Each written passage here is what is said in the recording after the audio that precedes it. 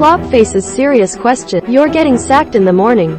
Taunted the Brighton and Hove Albion fans as Jurgen Klopp looked on forlornly at his team's early slump. And there were certainly questions to be asked of Klopp's decisions both before and during the game, particularly given how Liverpool were tactically flummoxed throughout an opening half hour in which Brighton sauntered between the Reds' lines with alarming frequency. Read more. Nothing will change at Liverpool unless Jurgen Klopp addresses major flaw in his side. Read more. Jurgen Klopp refuses to blame fans for obvious feeling after horrendous moments in Liverpool draw. Team selection had already caused some consternation. The absences of Luis Diaz, Diogo, Jota and Darwin Nunez were understandable given their international exertions earlier in the week. But putting young Fabio Carvalho on the left flank didn't work, exposed by Diaz's decent second-half showing. Klopp might well argue that in some situations he has little choice. With Andy Robertson injured, there was little option but to replace Kostas Tsimikas. Has the Greek ever had a worse game for Liverpool? And the bigger picture meant Jordan Henderson, who was beginning to impose some tempo to Liverpool's play after a poor first half, needed to be replaced after an hour having made his comeback from injury. With the skipper gone, Brighton eventually regained the initiative and ultimately a point. Klopp, mindful his side's game management was found wanting in the latter stages. But personnel alone can't be to blame. Klopp and his coaching staff need to find a way to get Liverpool winning games again.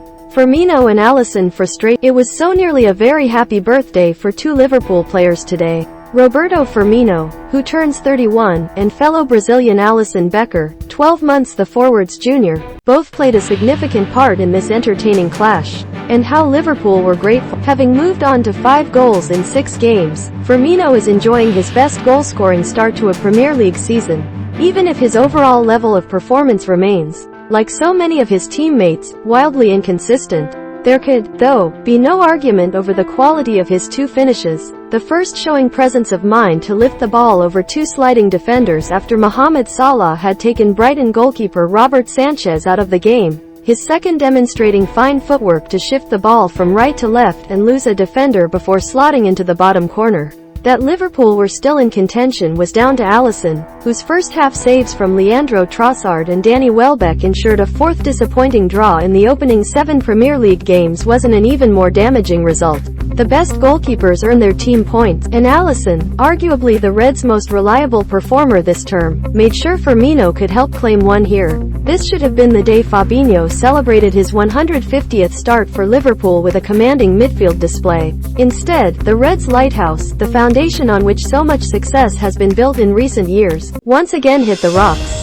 Such has been the case too often this campaign. The Brazilian perhaps hampered more than any Liverpool player by the short preseason, the lack of a proper summer break and the subsequent spate of postponements. Fabinho was hugely off the pace, his passing radar awry and his normally excellent positioning found wanting by Brighton's bright start, even if there was an improvement second half. At least if the midfielder needs rhythm, the opportunity will offer itself over the next 6 weeks, with this the first of 13 games in 33 days for Liverpool before the campaign comes to another abrupt stop for the World Cup. This coming period will shape the second half of the season, and Liverpool need Fabinho back to his best as soon as possible.